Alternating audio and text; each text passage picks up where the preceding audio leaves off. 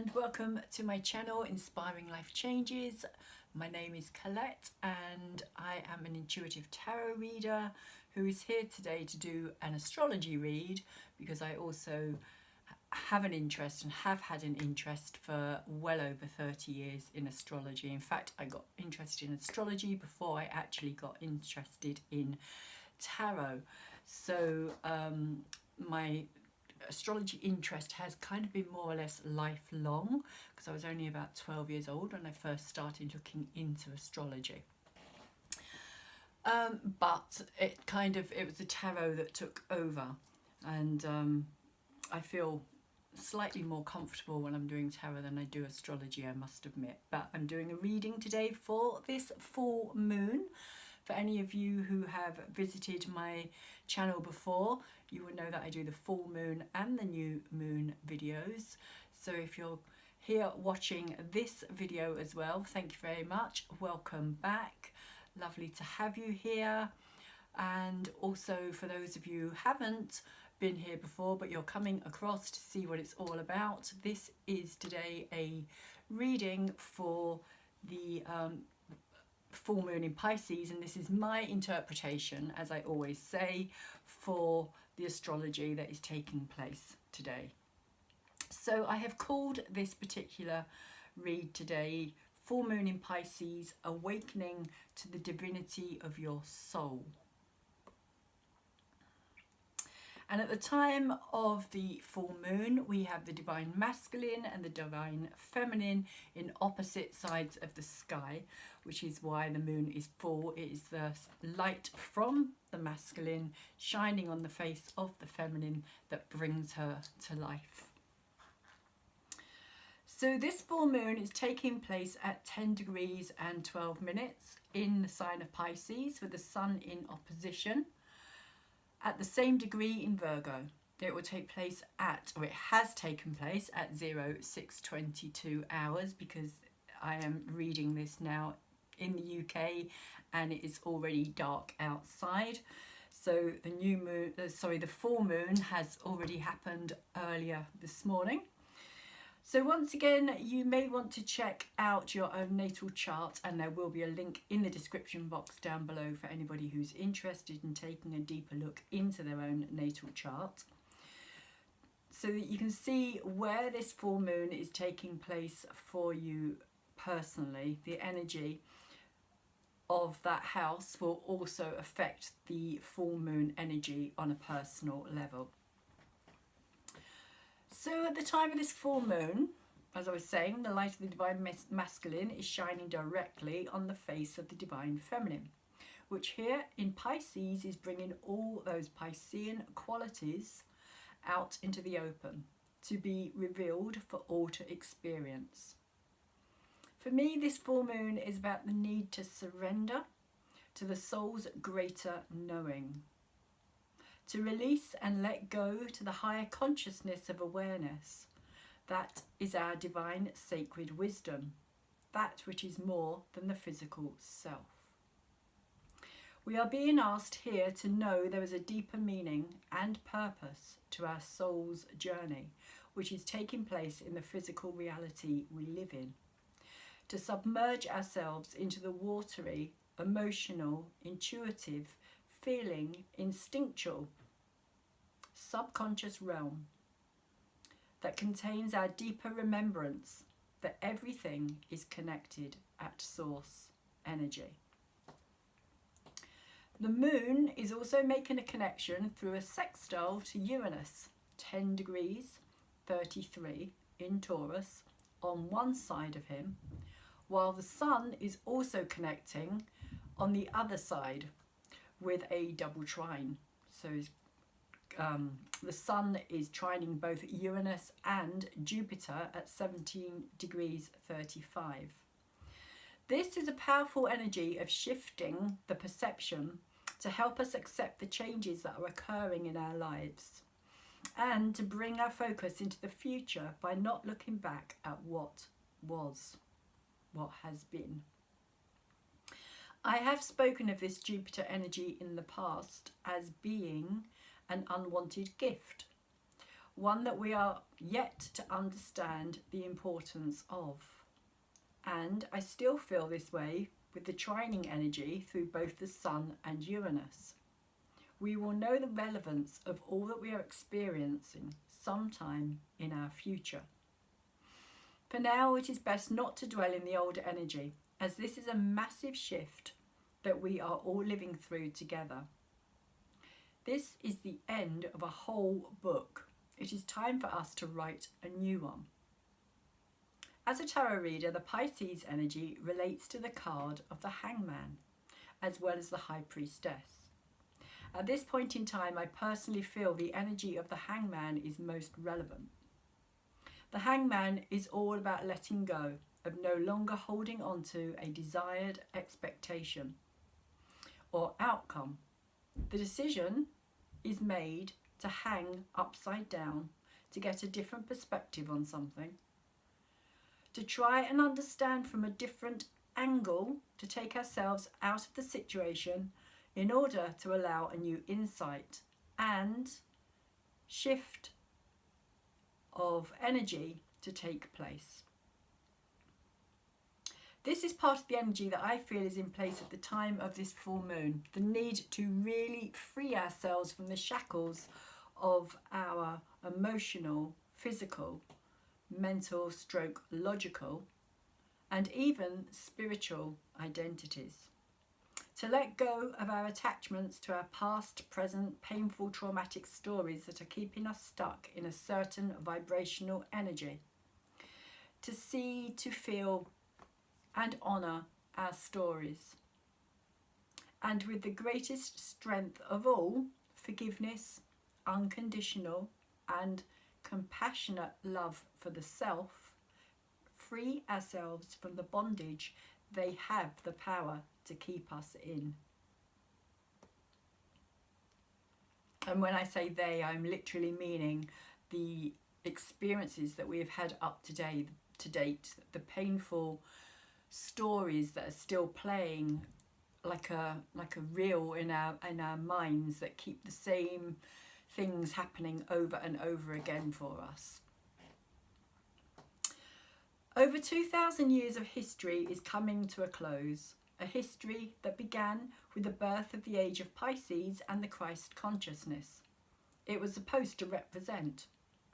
The word Christ or Christos, literally meaning anointed one. This was the higher Neptunian energy of love, compassion, peace and forgiveness. All things Piscean. The last of the 12 zodiac signs represents. Ironically, all these higher frequencies got forced on the masses in a very distorted, unloving, unforgiving, non-peaceful and uncompassionate fashion. But this too is part of the mystery of Piscean, Neptunian, confusing, illusional and deceptive energy. Where amongst all the outer layers that history has wrapped around it does the essence of truth lie? And are you willing to dive that deep within the self to find it? It is, after all, called self-realization for a very good reason. Opposite this full moon, we find the Sun in the feminine sign of Virgo. So we have some very strong feminine energies at play here. In fact, out of the 10 planets, 9 of them are in feminine signs. Mars in his own sign of Aries is the only masculine energy, which for me is showing how powerful this shift of energy has been, as this is not the first time we've seen this feminine energy overpowering the masculine during this year. And I feel this is important for a couple of reasons. Since we ended the 1900s, the energy shifted from the masculine dominant Sun ego ruled number 1 to the feminine, now dominant, Moon Psyche ruled number 2. This means that from the beginning of the new millennium, we now start every year with the number 2. 2 means more than one. It is the duality, the balance of energies. It is the bringing together, the adding to. Whereas the number 1 stands alone and is representative of the driven ego to seek and discover more than itself, it still remains in its separateness. 2 is the emotional understanding of the need to integrate and become whole.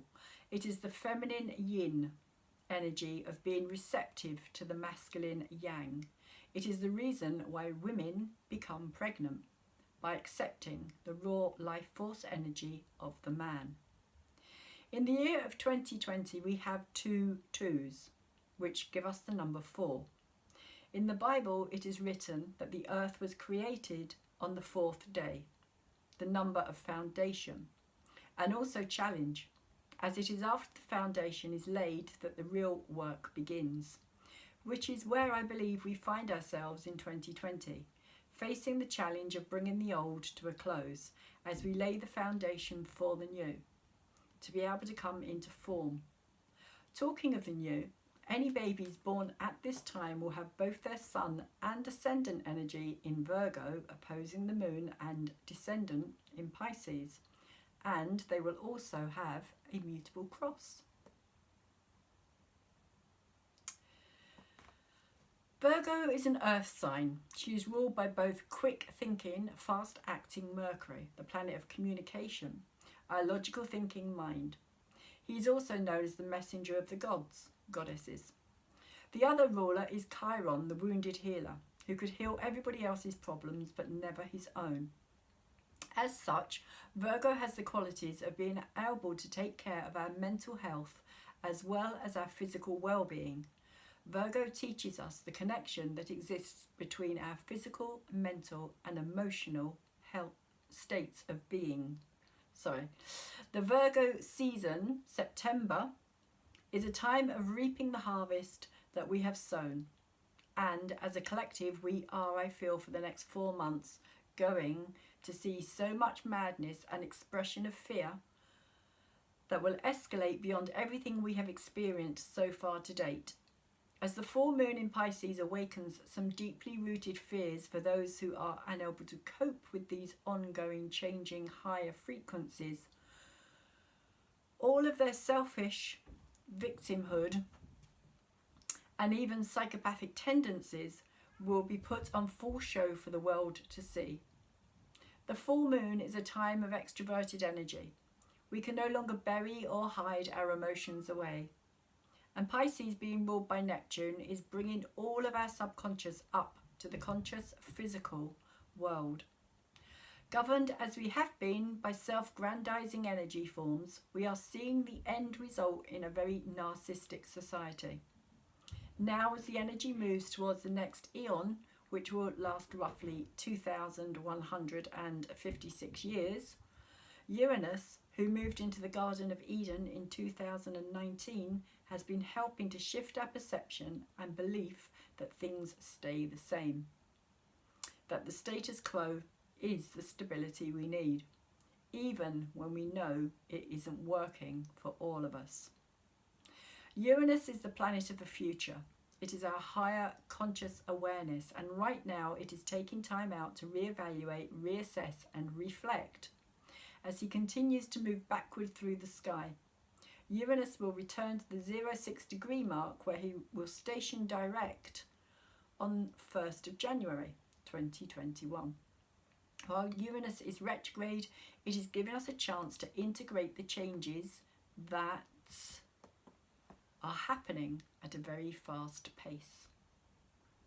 What I find fascinating is the upsurge in electrical storms, as well as the type and amount of lightning flashes that are occurring and being recorded as record-breaking, as Uranus rules lightning and sudden flashes of inspiration, which can be truly life-altering. Our physical brains, Mercury, are fired up by electrical synapses, which pass the messages, Mercury, into our ruled nervous system, which tells our body what's going on and how to react. Mercury is the lower, mundane, physical level, and Uranus is the higher frequency of electrical impulses that ignite it.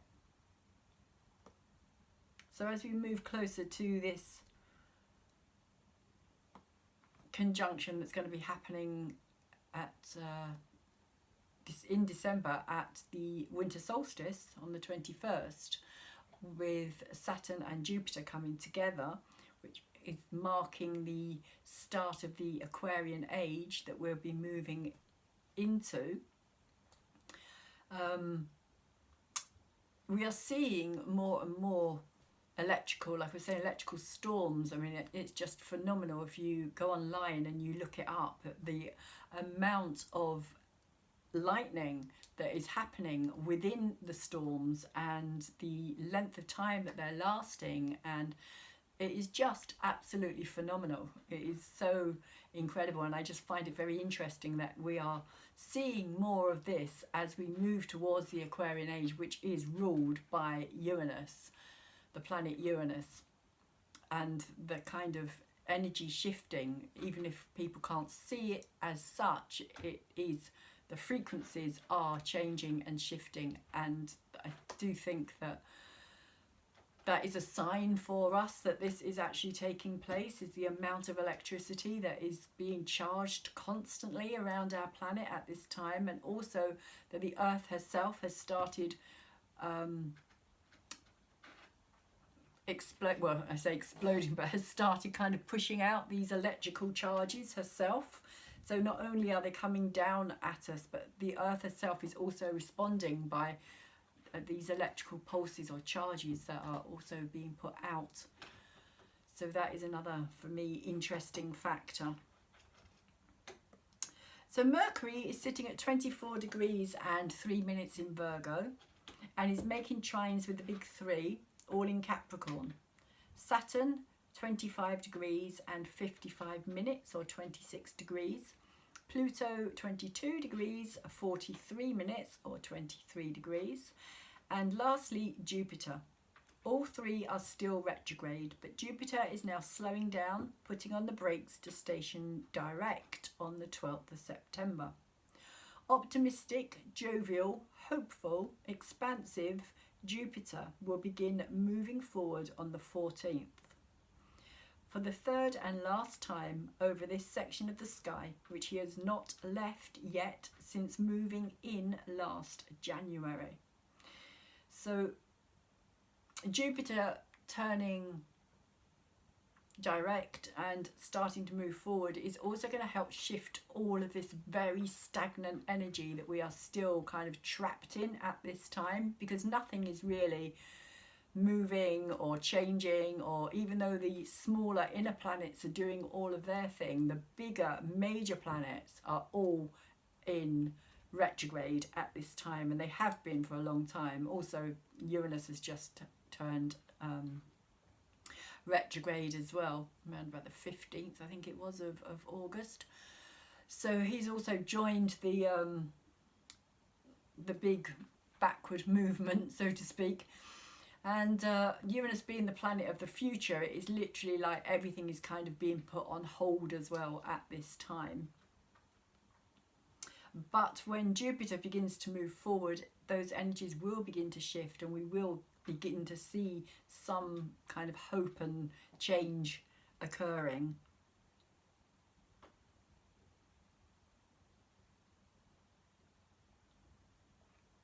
He will once again cross the point of the great conjunction of Saturn and Pluto, and will himself meet up with Pluto for the last of their three conjunctions that have taken place during 2020.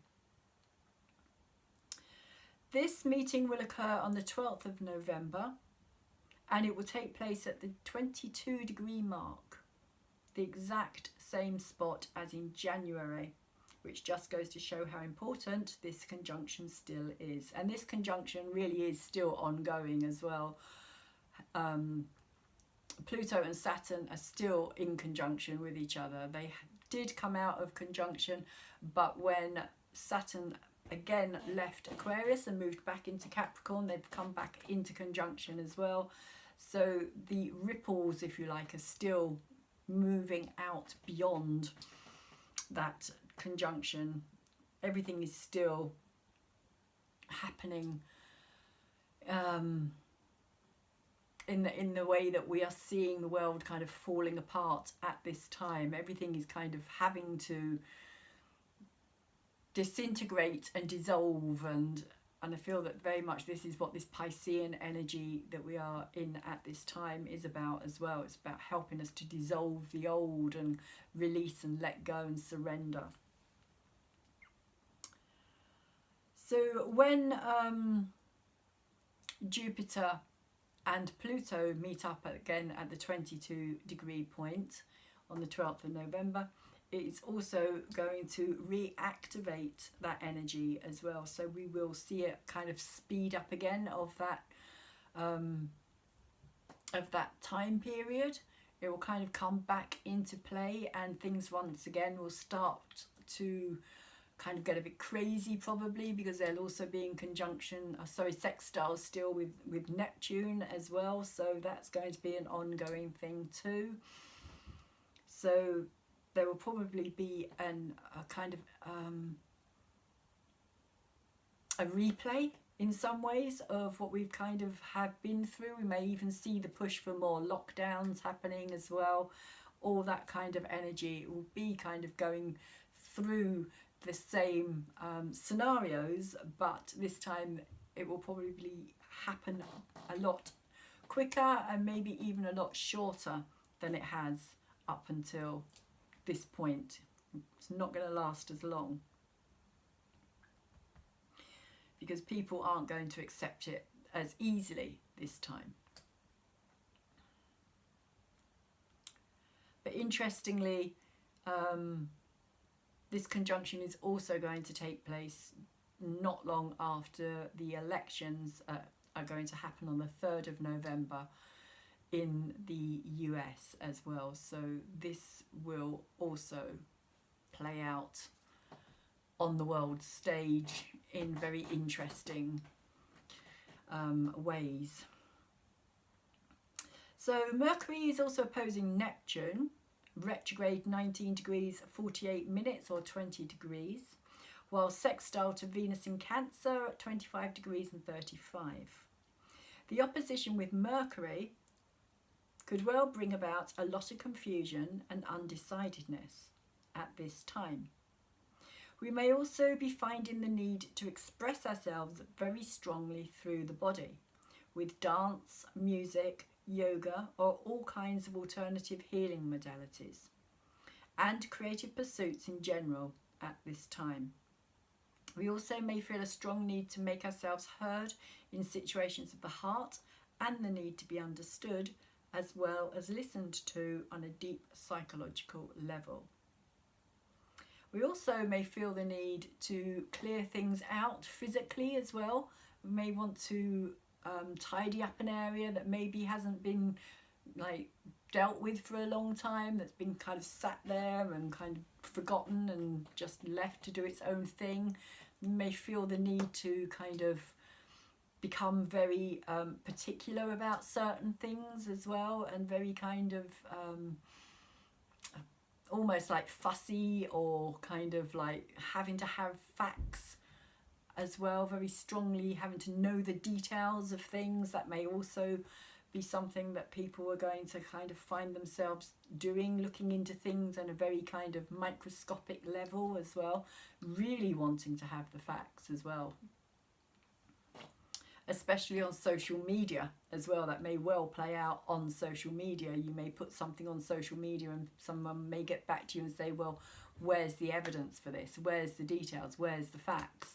So be warned, if you don't have them, find them before you put anything out, because you may very easily get bombarded by people all wanting to know why, how, etc. Venus, meanwhile, is making some other interesting connections herself. Firstly, she's in a square with Mars in Aries, at 27 degrees 42 minutes or 28 degrees, as well as Black Moon Lilith at 24 degrees and 30. So Venus is squaring both Mars and Black Moon Lilith. which doesn't bode well for the masculine and feminine energies seeing eye to eye. Even though we may want to communicate and express whatever we're feeling, both partners at this time may well feel the other is not getting them. And for some, this may be the final confirmation needed to finish something once and for all. Especially as Venus is also in opposition to both Saturn and Pluto. Some relationships and value systems at this time may be feeling over-restricted and not giving you the space to breathe. This could also be a moment of realization that it is a highly toxic connection and not healthy at all, which could bring in the sound of the death bell tolling. For others, it could be the chance to bring something back to life, to transform something anew. Venus is also in a trine with Neptune. So however you are feeling about a certain situation of the heart and the home, here Neptune is saying trust your deeper knowing, your instinctual gut feeling to tell you what is right for you. Mars at 27 degrees 42 minutes and 28 degrees is also just like Jupiter, slowing down in the sky, ready to station direct on the 9th of September, and begins going retrograde on the 11th of September, the day before Jupiter stations direct. So once again we will have 5 planets in backward motion, which seems to be the way at the moment, as one planet kind of stations direct to move forward, another one stations direct to go retrograde, and we seem to have had for the whole of 2020, like nearly all of 2020, about 5 planets that have been retrograde at the same time. It seems to have been an ongoing thing. Even at points of time we have had 6 retrograde planets, and then maybe one will stop being retrograde as well. But there always seems to be another one kind of following up behind. And it is in fact 6 planets, or 6 heavenly bodies, shall we say, that are in retrograde, because Chiron is also retrograde at this time as well. So if you want to include Chiron, we have 6 retrograde in the sky. Mars is still conjunct Black Moon Lilith, and they are both in strong squaring energy with Saturn and Pluto. Also squaring these two is the lesser known female warrior energy of Eris, who I believe is very responsible for a lot of the issues we are seeing play out today. Not only the rioting in the streets across the world for various different reasons, but also the gender issues that have really come to the fore in the last 10 years or so, even though they have been bubbling under the surface for the last 30-40 years, waiting for change. Eris is the Greek goddess of discord, harmony, disarray, strife and rioting on the streets. She is the female warrioress that has always been denied, the sister of Ares, or Mars. She would join her brother on the battlefield to revel in its energy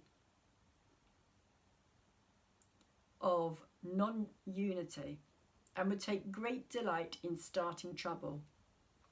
It was Eris in Greek mythology who began the 100-year War of Troy when she tossed an apple into the midst of a party she wasn't invited to, with the words, "for the fairest." This caused an argument to erupt between the 3 goddesses, Athena, Hera and Aphrodite. As we all know, goddesses all want to be known as the most fairest or beautiful of them all, and that particular event caused the 100-year war that took place in Troy and caused a lot of serious problems. So Eris is a disruptive force. Eris has been in the sign of Aries since 1922, so nearly everyone alive today has this troublemaking planet Eris in Aries in their natal chart. Due to the fact that she is so slow moving, it will also be in the same degree for many thousands of people together around the globe, meaning this energy will be activated for all of those people at the same time in various different ways. Like I said, this is the female warrioress energy that is now standing up to be seen and counted, as each generation feels this as an ever-increasing stronger force. Eris and Pluto have been squaring off since the beginning of 2019, and we saw her energy in the protests across the world for all kinds of corruption being called out. At that time, Eris was also in a conjunction with Uranus, the planet of humanity, change, and the future. It's a very sudden, out of the blue kind of events as well. As at that time, Uranus was also in Aries until May 2019. And at that time, Eris was also squaring the South Node in Capricorn. The South Node being the energy we need to release and let go of, as it travels through each sign for 18 months. The Capricorn energy was already being highlighted in December 2019. That Eris-Pluto square was starting to be challenged as the restrictive force of totalitarian Saturn started to move into play, which put a stop to all protests and uprisings against the corruption of governments across the world. As Saturn moved into Aquarius along with Mars, the most deadly virus ever known to the human race swept across the globe, crushing all freedoms in its draconian grip, while fear and confusion reigned supreme. This was the first week in May of 2020, which saw a very imbalanced time occurring in our heavens, which was reflected on our earthly level just before the north and south nodes changed signs. So basically, during May 2020, we had all the planets on one side of the zodiac. Everything was on one side. There was nothing on the other side of the zodiac at all. So from Capricorn down to Cancer, that's where everything was, on that side. Absolutely nothing over on the other side. So the imbalance was kind of, power was completely on that side, which is quite interesting in itself. So these Capricorn energies, ruled by Saturn, the master of time and restrictions, have been holding us back and tying us down in a physical existence, generationally passing on the traditions to keep it all in place. Now we are witnessing them dissolve in front of our eyes. We are being given the choice to see them for what they have always been, lessons for our soul growth and evolution, which is where we find ourselves at this last stretch of 2020. Now, however, Eris has the backing of both Mars and Black Moon Lilith. All three of them are fighting back against the nonsensical rules and regulations that are being imposed on us.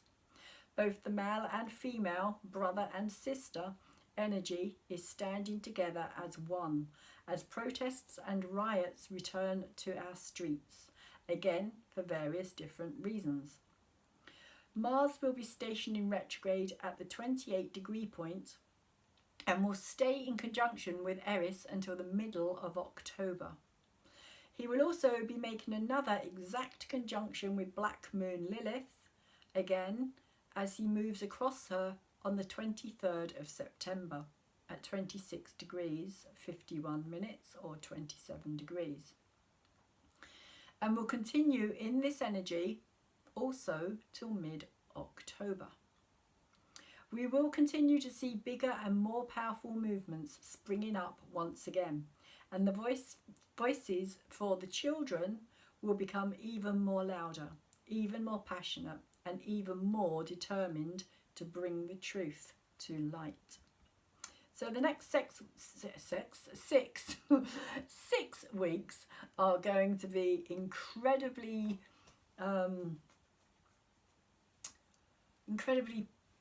full of fire and passion and wanting to get the point across. Really kind of people are not going to back down. I feel as though it's going to become really kind of a situation of might and right, like might versus right. So coming back to this full moon in Pisces, Jupiter is still in sextile with Neptune, adding the expansiveness of his energy to her creative, transient and boundaryless metaphysical realm. The unknown, the unseen. This could be a time for all those who are intuitive, empathic, clairaudient, clairsentient, who are becoming aware of these levels beyond the physical reality, to really tap into the magic of what lies within the stillness of the storm that is taking place all around us. To take a dive into the deeper awareness beyond the illusion of separateness, to open up the connection to source energy of all that is, all that has ever been, and all that is yet to come into existence. Pluto, in that long ongoing sextile with Neptune, is continuing the ultimate death, birth, rebirth, transformational experience. Here, the old has to die in order to make way for the new dream which Neptune is nurturing and creating within the subconscious level of our psyche. A new dream that can only be discovered for ourselves by turning within and surrendering to trust. Later in the day, as the moon moves forward in Pisces, she will begin to make a sextile with Jupiter. As she does so, she will also be creating a kite configuration, the tail end of which is the Sun in Virgo. And the point of the kite is the moon herself, conjunct Neptune. Symbolically, a kite is known as being a configuration of fate, karma, destiny. And the sign that the kite points to is that of the greatest importance. I previously wrote about a kite configuration that also entailed the grand water trine. At that time, the point of the kite was Capricorn. Today we have all the energy focused on Pisces, which is bringing the full moon energy and everything it stands for even more strongly into the subconscious realm. Both the sextiles creating this point are earth signs, as is the tail end. This for me is about releasing, surrendering and trusting the higher divine consciousness is in control. And interestingly, all points of this kite are in feminine signs. On the 22nd of August, when the Sun entered Virgo, it activated a grand Earth trine, as Uranus is in Taurus and the trio are still in Capricorn.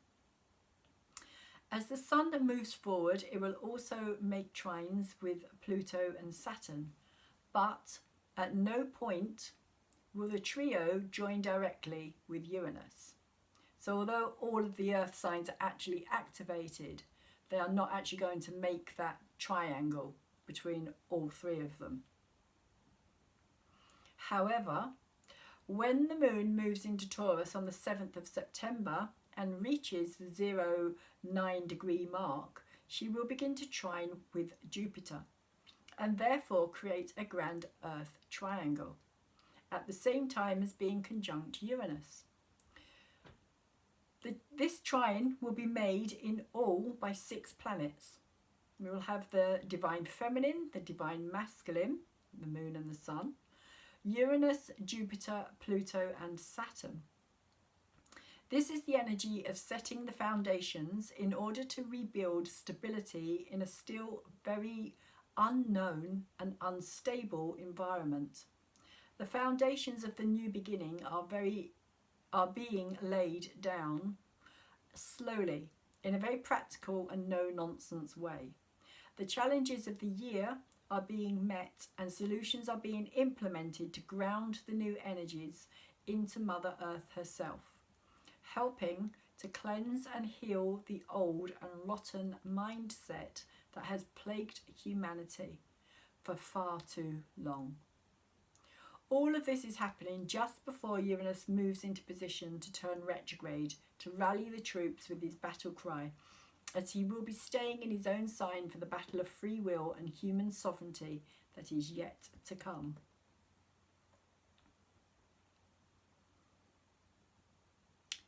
Here is the Sabian symbol for the 10-degree point of Virgo. So that's the actual end of my astrology intuitive interpretation for the full moon in Pisces. But here is the Sabian symbol for the 10-degree point of Virgo itself, which is where the sun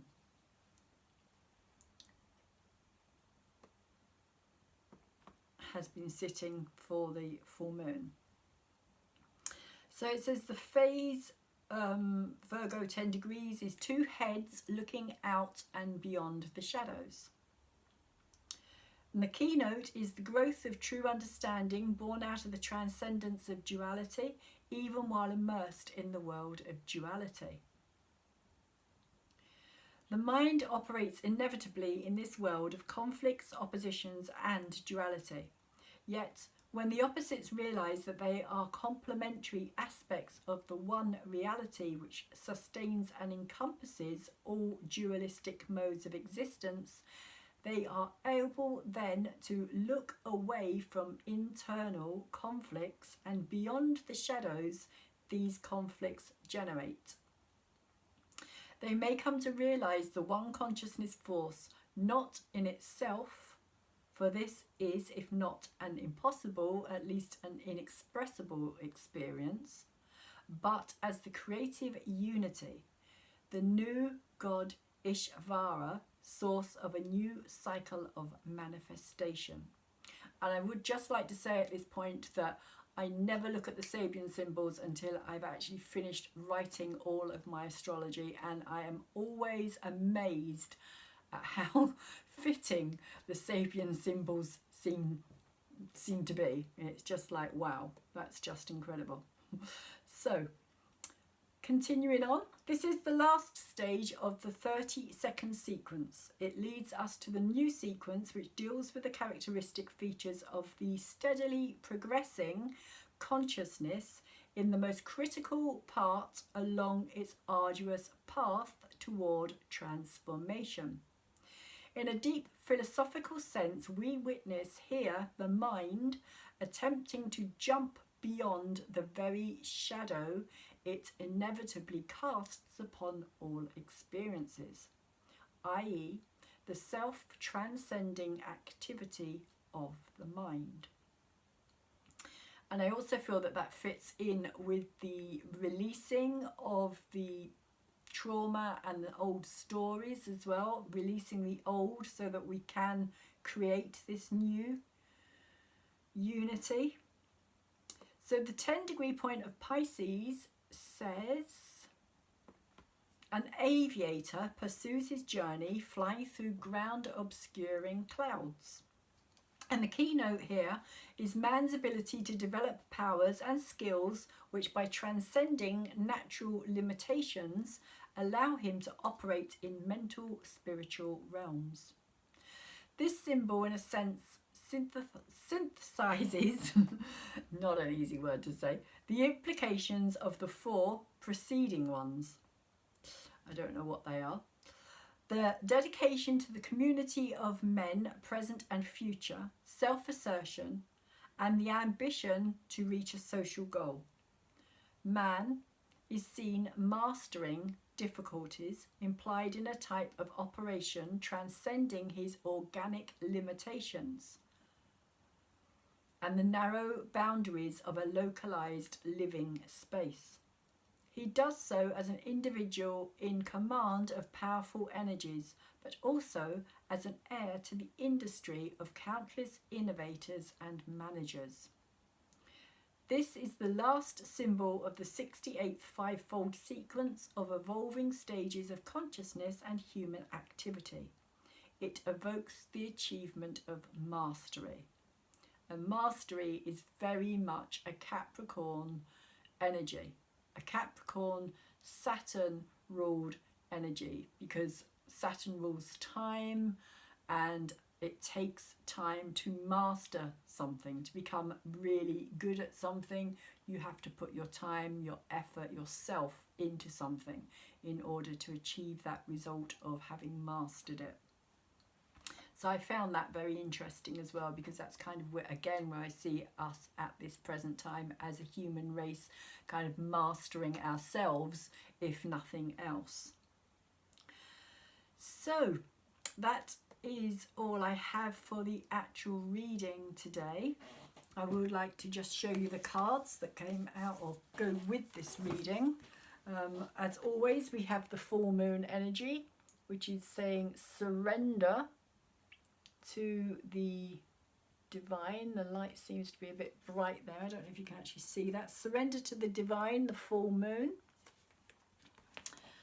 The full moon in Pisces itself is actually saying balance, spirituality and practicality, which is very interesting because the practicality side is very much the Virgo energy, I would say, the opposite energy there. The spirituality, bringing the spirituality into the practicality.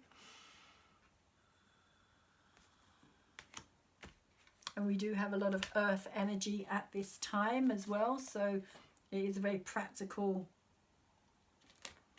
as I was saying, energy that we are dealing with at the moment, laying those foundations. And nothing is yet set in stone. The mutable moon. Pisces is a mutable moon energy. So nothing is yet set in stone. I am just going to turn this light off up here because it's glaring a bit in my camera and I'm not overly impressed with that, so sorry about that. Let's have another look and see if that works better. There we go. Surrender to the divine, full moon,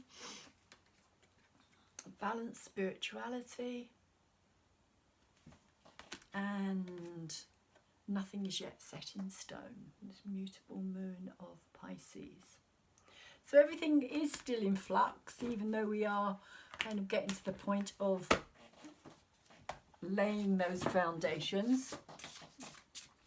Decisions are still being made. And I'm just going to pull an angel card to finish the reading here from the angel's script and see which angel wants to work with us at this time, or which angel we can work with at this time of this full moon in Pisces. Angel card, please, for the full moon. Which angel card are we working with at this time?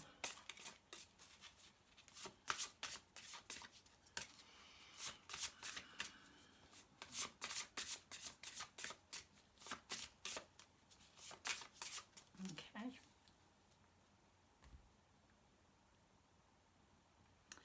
And we get Raphael.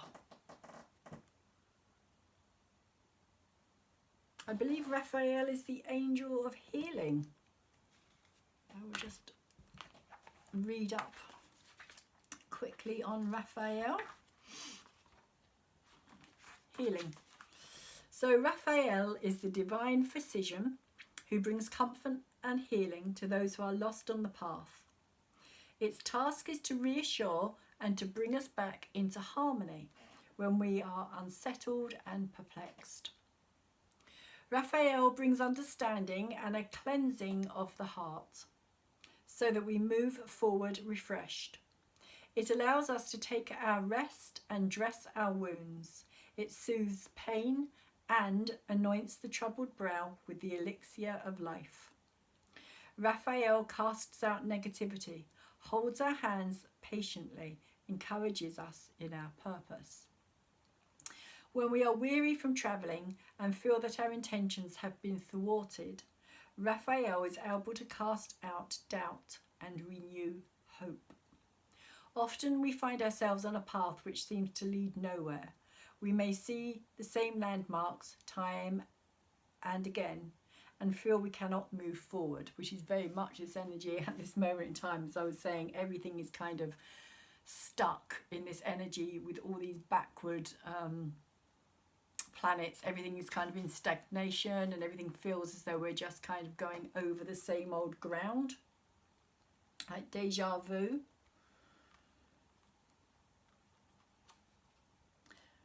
Raphael comes to support us and offers us fresh insights. Raphael's purpose is to encourage growth and create the new by realigning us. To this end, Raphael may be instrumental in the bringing together of souls who need to be united in a common purpose. Raphael presides over weddings and blesses the bride and groom. In order to maintain the creative vision, the divine continually seeks equilibrium. The manifest world requires a flowing in and out, up and down, of opposing energies. Sometimes the smoothly running river becomes a choppy sea. Raphael pours oil on the waters so that they settle into an even pattern of ebb and flow. Raphael reconciles and brings all things back to grace. So, that is where I'm going to leave my Pisces full moon reading for today, and say I do hope that collectively that it has been of some help to you, or you have found something of some interest in it. I do try to kind of put things in that I think may also help give us a bigger understanding of why we are where we are today when we look back and reflect on what has happened to us as to where we are now. It can often help to make sense of how we got to where we are on some level as well.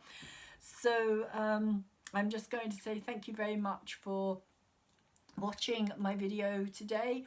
Also, thank you very much for subscribing to my video as well. I really do appreciate it very, very much.